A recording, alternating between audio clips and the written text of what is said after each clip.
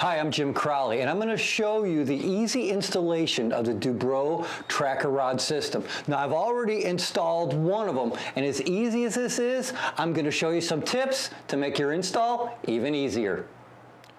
The tools you'll need are a drill with a Phillips head, a level, a measuring tape, and you will need an Allen wrench. However, that is provided in the Trac-A-Rod system.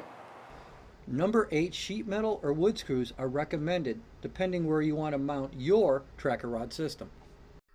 A helpful tip: partly install the set screws on both the upper and lower attachments before you install the track.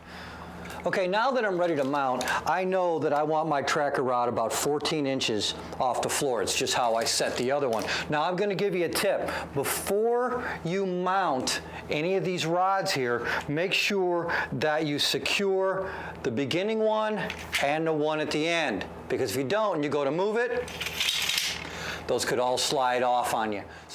Once I set the first screw, then I'm going to put a level on it just to make sure the Trac-A-Rod is level, just like that. Then I'm gonna pick a section, and there's a bunch of holes right through here where you can put the screws anywhere you want so you can make the fine adjustments. Put the second screw in, then I know for sure that the rod is level. All right, now that I have the bar set, and since I already put the set screws in each of the bottom loops, now all I gotta do is take the Allen wrench. I can adjust wherever I want these, and then I just tighten the screws right there, and now it's set in place. When I do the uppers, then I will match the uppers to the lowers, and I'll have plenty of room for 12 rods.